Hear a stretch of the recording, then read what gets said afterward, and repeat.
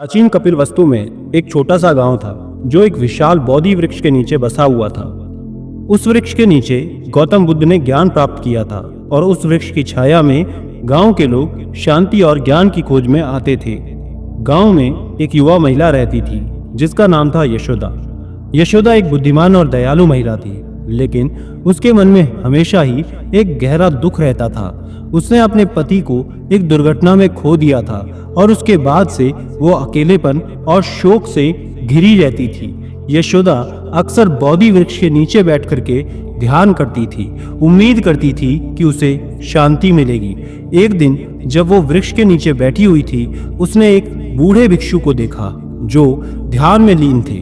भिक्षु का नाम था धर्मपाल और वो बुद्ध के शिष्यों में से एक थे। यशोदा ने धर्मपाल के चरणों में प्रणाम किया और अपना दुख व्यक्त किया। धर्मपाल ने शांति से यशोदा की बात सुनी और फिर एक कहानी सुनाई। एक बार एक राजा था जिसने अपने एकमात्र पुत्र को खो दिया। राजा बहुत दुखी हुआ और उसने अपने राज्य के सभी विद्वानों और चिकित्सकों को बुलाया। उसने उनसे पूछा कि क्या कोई ऐसा उपाय है जिससे वो अपने पुत्र को वापस ला सके। विद्वानों ने राजा को बताया कि मृत्यु जीवन का एक अनिवार्य हिस्सा है और कोई भी इसे बदल नहीं सकता। लेकिन राजा ने हार नहीं मानी। उसने एक ऋषि को सुना था कि एक ऐसा फूल है जो शोक को शांत कर सकता है और वो फूल केवल एक ऐसे घर में पाया जा सकता है जहां कभी भी किसी ने कोई दुख ना देखा हो। राजा ने अपने सैनिकों को उस फूल को लाने के लिए भेजा।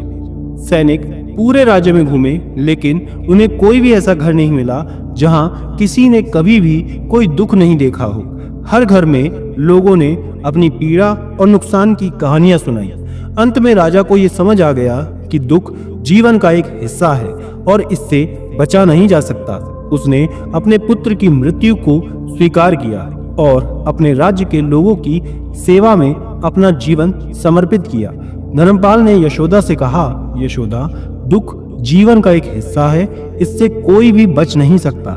लेकिन हम अपने दुख को कैसे देखते हैं ये हमारे हाथ में है। हम अपने दुख से हार मान सकते हैं या फिर हम इससे सीख सकते हैं और मजबूत बन सकते हैं। धर्मपाल ने यशोदा को ध्यान और साधना का अभ्यास करने के लिए कहा। उन्होंने यशोदा को बताया कि ध्यान से मन को शांत किया जा सकता है और दुख को स्वीकार किया जा सकता है। उन्होंने यशोदा को यह भी सिखाया कि करुणा और सेवा के माध्यम से दूसरों के दुख को कम किया जा सकता है। यशोदा ने धर्मपाल के उपदेशों को ध्यान से सुना और उन्हें अपने जीवन में लागू करने का निश्चय किया। उसने बोधि वृक्ष के नीचे रह करके ध्यान और साधना का अभ्यास किया।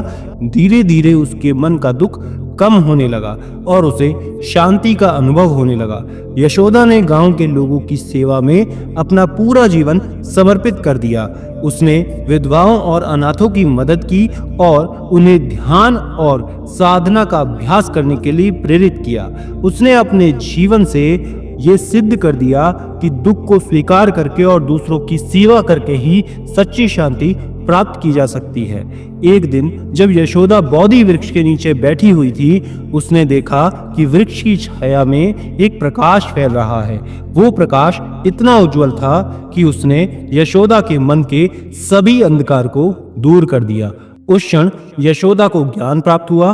उसने समझा कि जीवन और मृत्यु एक ही सिक्के के दो पहलू हैं और सच्ची शांति केवल स्वीकार और करुणा में पाई जा सकती है। ये कहानी हमें सिखाती है कि दुख जीवन का एक मजबूत हिस्सा है, लेकिन हम इससे सीख सकते हैं और मजबूत बन सकते हैं। जब हम अपने दुख को स्वीकार करते हैं और दूसरों की सेवा करते हैं तो हम सच्ची शांति प्राप्त कर सकते हैं। बोधि वृक्ष की छाया हमें याद दिलाती है कि ज्ञान और शांति हमेशा ही हमारे भीतर मौजूद है और हमें केवल उन्हें खोजने की आवश्यकता है। नमो बुद्धाय।